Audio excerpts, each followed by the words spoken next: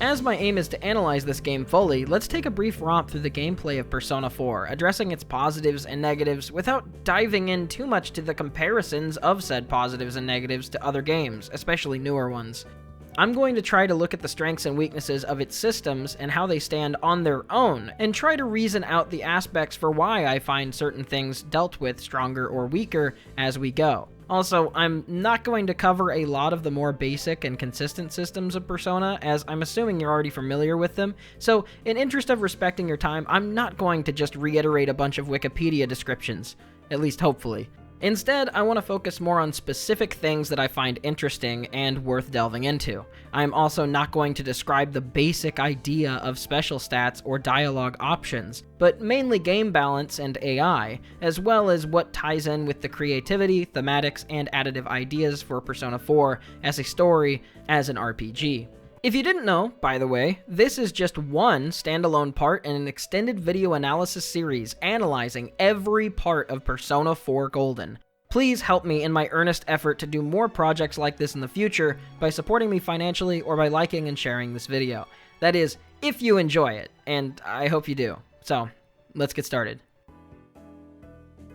Special stats in Persona 4 operate pretty similarly to 3, although with plenty more optional ways to boost skills passively without just sanctioning them to a time slot. You can read, study, take a huge variety of jobs, cook lunches, collect models, and spend time with social links to make things go up.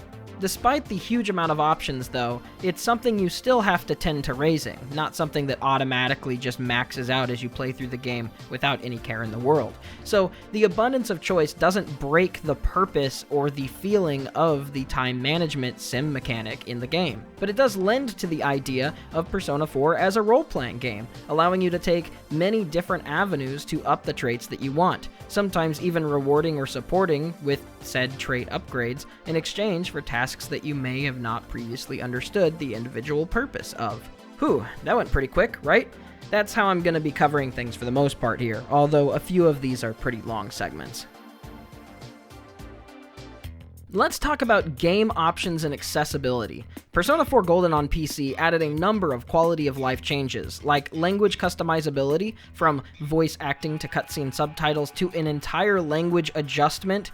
It's personally great for me, who's studying Japanese, to play through the game and sentence mine, or try to find vocab that I don't already recognize. The difficulty also has an entirely nuanced tab to choose the aspects of the difficulty that best fit your ease of play. Now, this wasn't handled perfectly, but that mainly has to do with the system's original mechanics. While at worst, adjusting these individual tabs can totally break any semblance of game balance and challenge, both in being so monotonous and unfair, and in being so pathetically brain-dead easy, it does allow me to play the game how I like, and in the very least, I like that the game is willing to give me that customizability, willing to trust me with that. Generally speaking, a game is designed around one difficulty. It may be play-tested to make sure things are at least possible in other settings. Sometimes it isn't even done that with other companies. But generally speaking, there is one difficulty that was quote-unquote intended for the player. And as a game experience, you will get that the best in normal difficulty.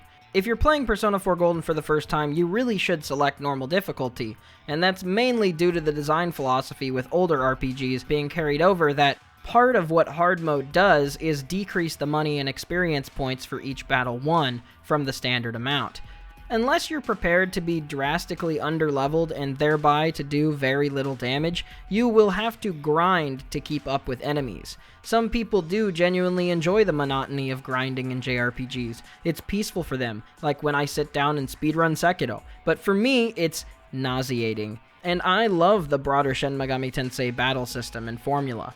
But I never like feeling like I'm doing busy work. And that's why I love that Persona 4 Golden allows me to adjust the difficulty where I do damage and receive items, money, and experience as if I was on normal difficulty, while being able to get punched by enemies like I was playing on hard mode. For me, it's the most difficulty with the least monotony and just the right amount of grinding. So I genuinely welcome more games to offer these sort of accessibility options and generally think it's a positive. Part of me does wish that they hid the higher experience and higher money rate part of that scale that you can choose from as a bonus for the first time beating the game, because they are so busted that you can easily get more than 10 levels above what you're supposed to be at just from grinding for an afternoon or so, but I'll let that be someone else's battle for now.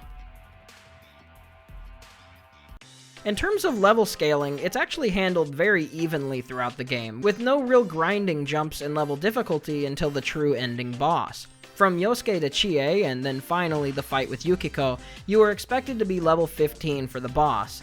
Kanji's boss is 24, Risei 35, Kubo 45, Naoto 55, Kuni no Sagiri 65, Ame no Sagiri 75, Marie 77, and finally Izanami at 90.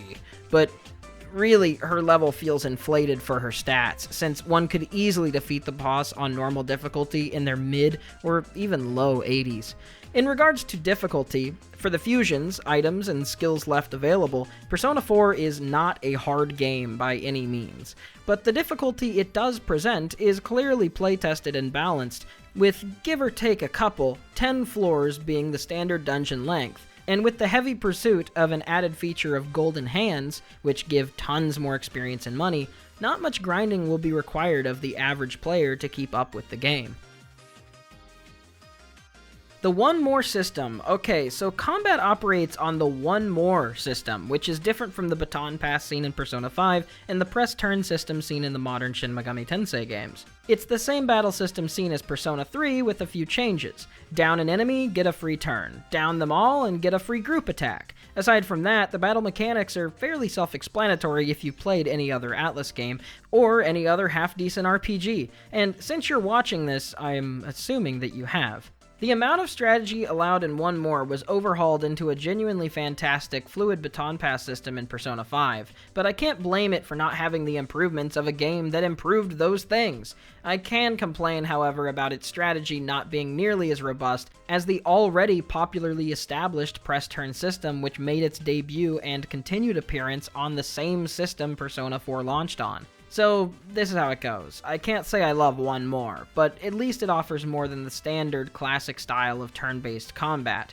Plus, I'm happy that they chose to change and spend more time writing characters than overhauling battle systems, considering Persona 4 was made with a very short turnaround time from Persona 3, and at still not that great of a budget. Alright, let's talk battle variety. Battle variety is decent in the games, with at most 9 dungeons and roughly 13 main, differently designed bosses, depending on if you consider Adachi separate from Ame no Sagiri, and if you count the more tutorial bosses like Chie or Yosuke. I'm also, of course, including the super boss, Margaret.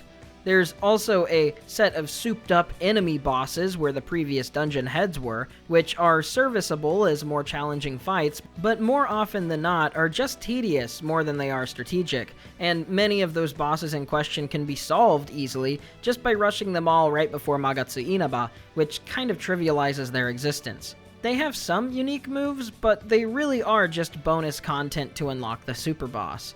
The actual boss fights, however, are very unique, with them having varying levels of strategy at play. Yukiko is pretty straightforward, although the mechanic with the prince adds a sense of freshness to the fight. The Kanji fight also makes good use of the One More system by balancing weaknesses and strengths of one enemy on either side of Kanji to maximize the attacks and damage dealt per turn. The Risei fight lacks a general battle gimmick aside from her scan, which is more plot relevant than anything, and Teddy's shadow fight with the claw attack, which unfortunately amounts to being a heavily telegraphed block, is more easily telegraphed than the first boss fight of the game, Yukiko, as the visual cue is basically impossible to avoid seeing.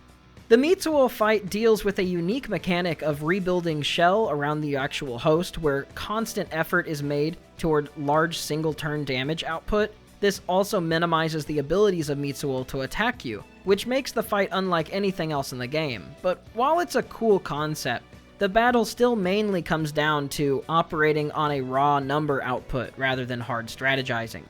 The Naoto boss finally deals with a lot of concentrated buffs and debuffs, as well as a number of elemental attacks to abuse weaknesses. The fight probably offers the most strategy so far, but due to no weaknesses or a way to double up on moves, the One More system kind of sits useless in the fight, making it a more classic turn-based style, which is not playing to the strengths of its system.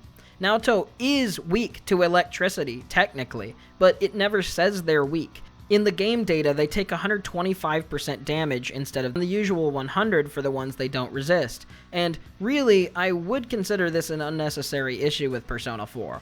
A lot of enemies will be given unchoreographed weaknesses that you just have to watch for higher numbers to see, which means a lot of trial and error for no real reason. Damage is also, of course, not a set number either, so there's always a chance that an attack does more or less than average by chance.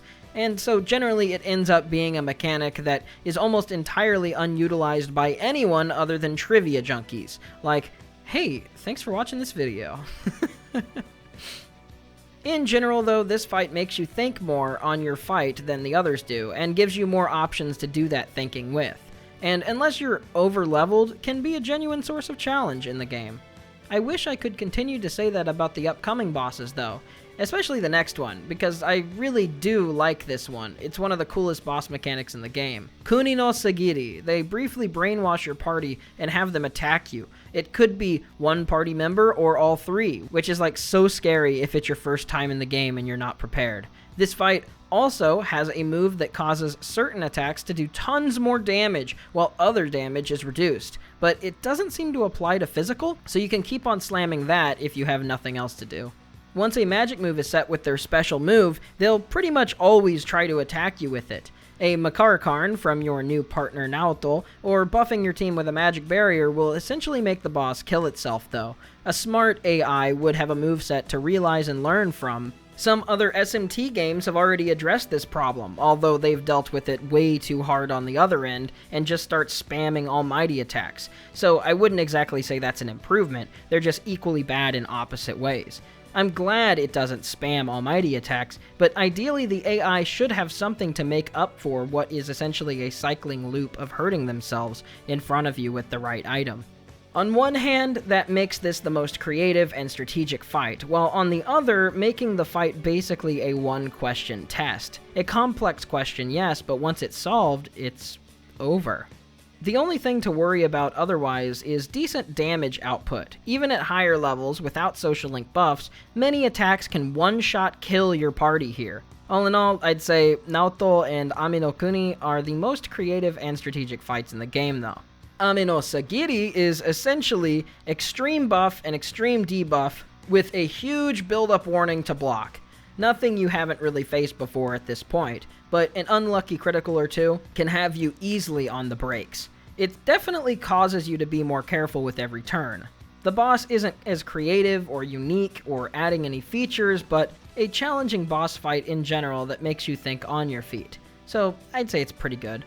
Marie's boss fight is a real breeze compared to the other bosses though, coming a whole dungeon yet only 2 levels above Ami no Sagiri. The boss fight is essentially breaking the resistances and temporarily wailing on those weaknesses until the barriers go back up, and rinse and repeat. I think this fight services really well aesthetically, musically, and thematically though. So even if the fight is simple, I do find it to be a more artistically compelling fight, rather than an overly challenging one. Then again, if you don't realize what you need to do, and don't block when needed, this fight is downright impossible. You won't be able to get a hit in because she literally resists everything without the special items. So while it's not nearly as difficult and doesn't take as much strategy as the boss before it, the creativity I think makes up for it. That, and it feels excused for being a sort of bonus side boss, something I can't say about the actual final boss. Izanami. Izanami, other than her form shift and plot-related attacks, is honestly fairly underwhelming in regards to strategy. I find by the time I often get to this fight, even if I'm not over-leveled, it just feels like I am. Just rinse and repeat buffs and debuffs, and at this point, if you've been playing the game half-competently, you should probably have Chie's ultimate attack. At this point in the game, the amount of things you could be equipped with makes this feel more than anything like a victory lap. So unless you ignored half the game's mechanics or are severely underleveled, it's unlikely this boss will offer more than its narrative conclusion. The last fight you'd experience would be the New Game Plus Margaret fight, and it's very typical of the age for what Atlus was doing. It's an Atlus super boss, after all. and in that way feels pretty BS, with her having such high accuracy, being able to target and down constantly, and with the large SP recovery items not being plentiful, it is a long, painful, and boring slog. One where she gratefully has an artificial turn timer, meaning if you don't kill her fast enough, she basically hacks an unsurvivable attack, which honestly is better to know so you can just go, okay, I wasn't prepared enough, instead of wasting another 30 minutes. Pretty standard for super bosses of the time, and very similar to her P3 equivalents, but while lack of strategy makes bosses dull, computer-perfect movesets I also think does this to an opposite effect. The goal of a turn-based system is to give the player a difficult puzzle and watch them solve it. There may be 100 ways to do it, but there's always traps and wrong moves set along the path. It's about testing their knowledge and understanding of the game's mechanics, not the move-for-move memorization of the AI opponents. Because turn-based battles at their best are strategy games. They require foresight and puzzle solving. They require intuition. But in order for them to properly play out like that, they need to be fair. The ability to be cautious while testing waters. Gladly, it feels like Atlas may be getting better at this, as the best mechanical super boss I've seen in any of the Atlas games I've played is the most recent Shiva from SMT5. Thoroughly challenging, filled with obstacles, but ultimately doable, with strategy and reasoning, not with looking up a stupid guide or wasting an entire day of your time. Still, even if I don't find the Margaret fight good, the exact way that you obtain it, and as a gimmick and what it represents, it's definitely still a very satisfying and fun part of Persona 4 Golden.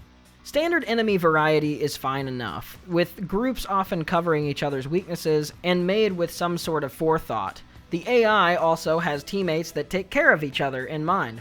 The only real downside is the constant reuse and recoloring of models, most of which are reused from Persona 3, which is kind of underwhelming. Lastly, this is going to sound so weird, but while Golden Hands were a great addition for those people who would rather have less, more intense encounters rather than more, less so, the AI for Golden Hands can be a bit off. When you enter a battle, due to the Golden Hand touching you, they get the first move, and a guaranteed critical attack, which allows them the additional turn of getting away. A handful of times, pun intended, that I had this happen over playthroughs though, my agility would be so high they would actually hit me and not do a critical attack. But due to their programming, they still exit a battle, despite not having an extra turn to actually perform like that. A small thing, but pretty frustrating, as rather than the standard frustration a player may feel, it sort of gives off the feeling that the game is cheating, or shouldn't have wasted your time entering into a battle in the first place if the battle was programmed to end without a chance of you getting a turn anyway.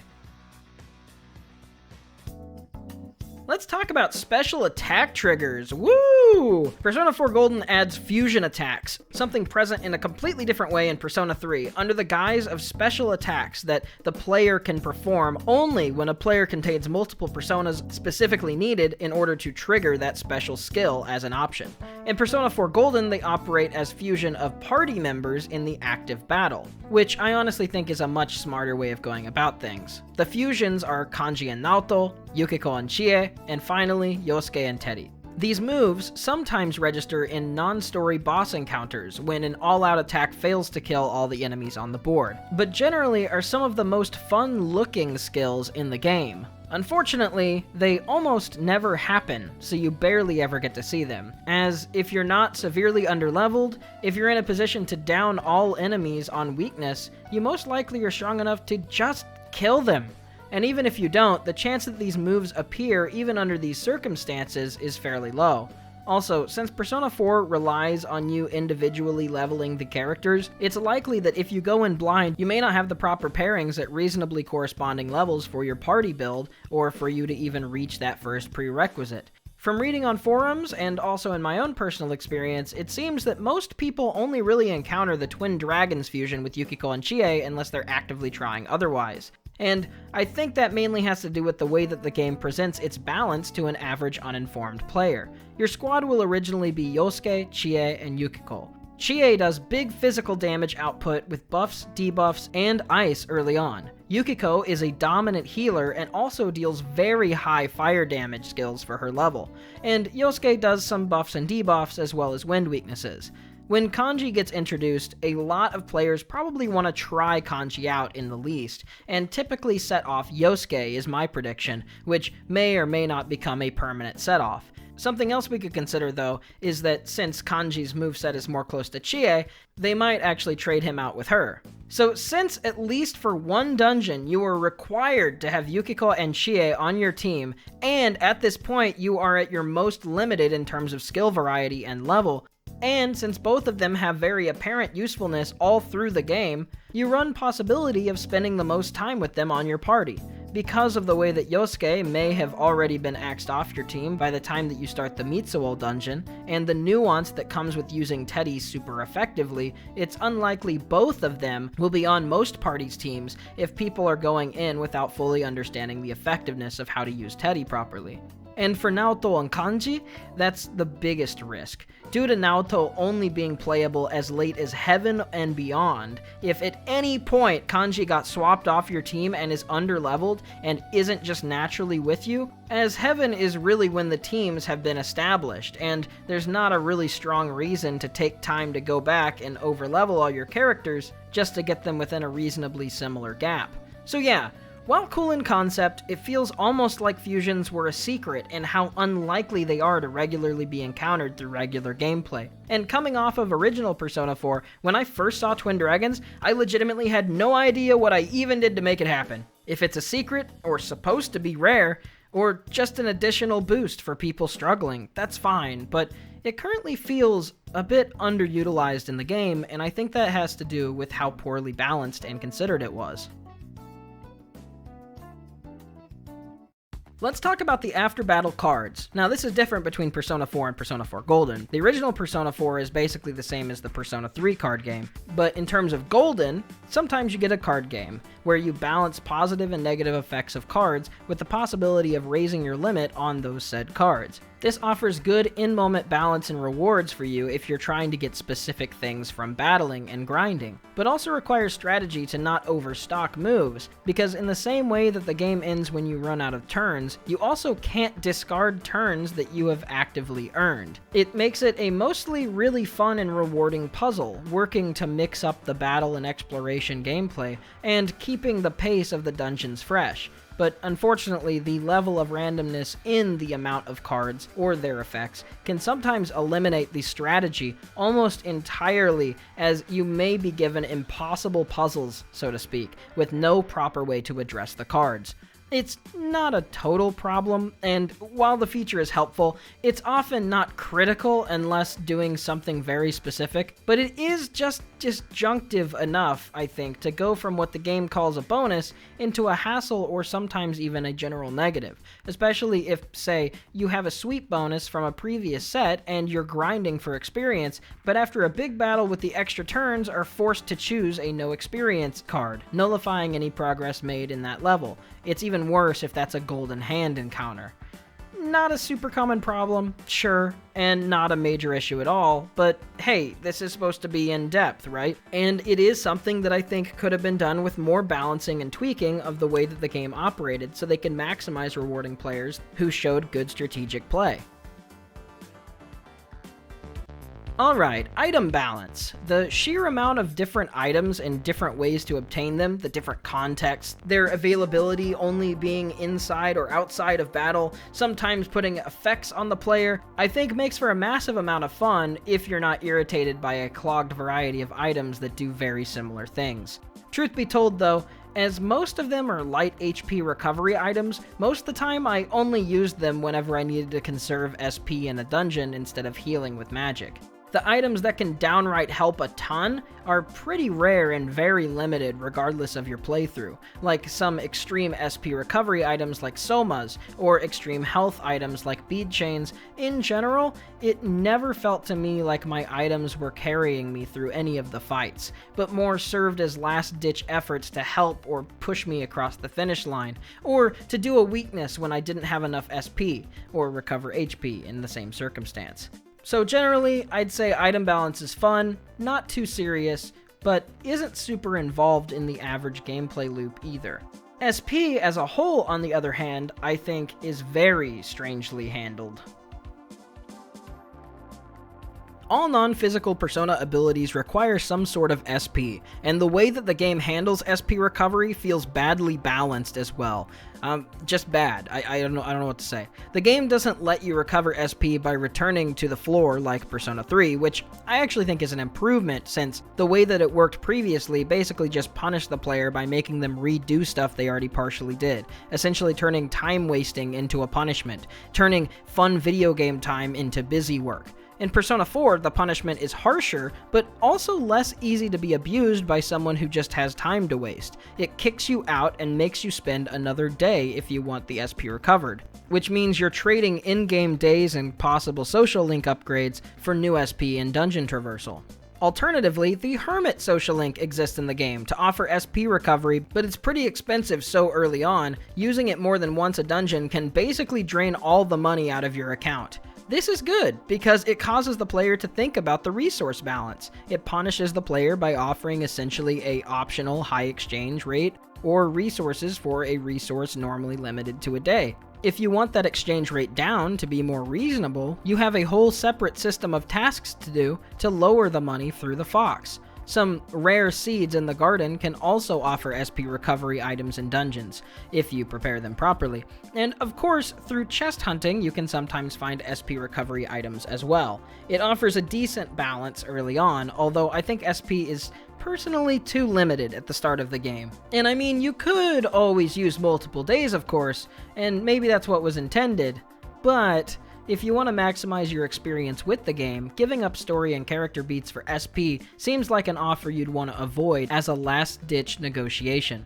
So the system has its ups and downs, but it's mostly more strategy-based approach to SP recovery, and a lesson in proper dungeon preparation. Here's the thing though, this whole system that I just described, which I think is not actually half bad, breaks with one mechanic. You can get sodas from the vending machine. That's right. The whole SP system comes down with a soda machine. 5 a week, at a restore of 10 SP each. Normally going into a dungeon, I'm sitting with 20 to 25, maybe even more of these SP recovery sodas, which sure aren't a full restore, but unless you're needlessly wasteful, this strat basically makes it so you never need to use the Fox, or even rely on other SP recovery methods. And it's cheaper than bargaining with the Fox, even if you've basically got them maxed out on their social link. As for the first dungeon, just 3 or so will almost fully restore you unless you're empty. And by the late game, ideally, you will have so many left over from the previous dungeons, as well as SP recovery moves if needed, that it will be irrelevant then as well. Now, because I've seen arguments like this in terms of Pokemon criticism, I'm going to assume a similar straw man exists somewhere in the Persona community as well. If it's overpowered and breaks the system, then just don't use it. But that's part of the problem. If you're analyzing a system and looking at all of the parts that make up that system, and you notice a part of that system can override and ruin every other part of the system, sure, you can close your eyes and pretend it isn't there, but isn't it a lot better to just remove or change it to fix the problem? You can't just tell someone to close their eyes and say the problem isn't there. You address how this one mechanic in the game is actively fighting with the goals of the system it's a part of. Now, to be fair, you kind of have to find these sodas yourself, so there's a chance that you may never learn about them on your own, but they are also available at literally the first roaming area you're given access to in the game, and purchasable immediately after the first time into the Shadow World. So yeah, overall, the balancing system is probably much improved, but a few key factors unfortunately common in the game pretty much break it. And that's my thoughts on SP balancing. The dungeon design of Persona 4 was certainly an improvement visually for the series from the last game. Each dungeon now reflects the theme of each arc, and they're all roughly the same length to get through. But in regards to puzzles, unique mechanics, or anything of the sort, they're basically non-existent. At their most thought-provoking, it's often a matter of explore until you find an item in the dungeon that lets you proceed. While I appreciate Atlus's consistent effort to try and innovate and try new things, I'm very glad that they left the random generation behind in favor of more polished and designed dungeons in the following game. Then again, it is Persona 4's success that most likely pushed a budget increase to start with, so it's not entirely fair to judge it there either. One thing should be said about the random generation though, and it's that I have played many games with random maps, from many companies on many consoles through many generations, and Persona 4 does have one of the most solid and non-glitchy AI generation systems I've seen for its game, if for nothing more than the sheer fact that I haven't experienced even once it bug out. Never in my 8 playthroughs, 1 on the PS2, 7 on the PC, did I ever have to reload a level or floor because the next area or part of the level was unreachable. So, thank goodness for that. It seems almost too innocuous to even praise the game for, but the amount of games that fail at this baseline entry-level start-of-the-run activity can't be underestimated. So, good going. When it comes to side quests are a pretty weak part of Persona 4, because despite there being so many of them, almost none of them offer anything of super notable importance. Some are secret, hard-to-obtain cosmetics for bragging rights, which is mainly why I have these awful outfits on in all of my videos and fights. Most of the actual tasks given in Persona 4 are a manner of going out to a specific floor and farming a specific enemy for a mostly otherwise useless drop that you would have just sold to the blacksmith anyway, then returning it for a weapon or some other sort of material reward. The reasons given for even needing things like this most of the time is fairly flimsy too. Easily one of the weakest aspects of Persona 4, which is also probably why almost no videos even mention the darn things. That being said, they also can be seen as non-essential filler, made assumably just for someone who wants to spend more time in the world of Persona 4. They are so ineffective and so easily avoidable that you can finish the whole game without solving maybe 2 of them, and even that might be over-exaggerating the amount you need to address. And doing absolutely none of them has basically no drawback whatsoever. There are a couple of other quests, like the Two Sisters quest or the Feeding the Cat quest, but these barely reach the bar for a side quest, and also barely exist in the game outside of those 2 examples. The best side quests in Persona 4, to summarize, are actually already anthologized in the Hermit Arcana social link, so if you want to do some side questing, just go talk to the Fox. But I already did a whole segment on the Fox Arcana, so I won't repeat myself here. Demon Fusion operates pretty smoothly. The menus are clear and most easy to navigate. The amount of numbered fusions, from dual to triple to quadruple and more special personas, also make it seem like there are a lot more personas than there are, and more rare ones than there are. And of course, the inclusion of skill inheritance and fusion by result is something that is absolutely godsent, and that it's very hard to go back to not having in older Mega 10 and Persona games once you've experienced it. The level of convenience is just generally a huge step forward, and it was never a huge pain to fuse in Persona 4 because of that. Of course, going back to this from SMT 5 or Persona 5 isn't a full negative, but many quality of life features are also missing here, like the full reverse compendium fusion option from SMT 5. Let's end with a whimper, shall we? Minigames! Woo! You're probably thinking, what minigames? Minigames are grab bag in Persona 4, and I'm personally glad that they exist. The fishing game is a little challenging and a little relaxing. The gameplay is not monotonous and doesn't waste your time too much, aside from trying to hurry and skip through menus and sometimes having the dialogue boxes hold out for a second longer than they feel like they should have. Fishing is the best minigame type element outside of shuffle time that the game offers. To do this effectively, though, you need to catch bugs. The bug minigame I also found enjoyable, as brief and simple as it is. Basically, it's a one-note rhythm game where your timing discerns your success. Wait for the thing to blink, hit the button, easy enough. And I think a fair separation from standard gameplay loop, if just to mix things up for a moment. The worst thing, which probably shouldn't even be considered a minigame though, is the gacha turn for Persona figures in Okina City. The dialogue boxes move painfully slow and operate completely on random chance. They don't take any day slot or skill, thank goodness, but because of this, it makes them feel like they are simply time-wasting garbage. Button mashing to get through as quickly as you can also barely helps too, because each message wants to have a dramatic pause and ellipsis. Probably doesn't count as a minigame, but hey, there was no reason to introduce it as such a joyless and obnoxious manner if you're gonna have it. Might as well give it some sort of minigame or give it a straightforward purchase option. Here's my run through of the core gameplay focuses that I thought were worth talking about or mentioning. Thanks again for watching. Please like and share or support me how you can. Patrons get behind the scenes content, scripts, and more. See you soon.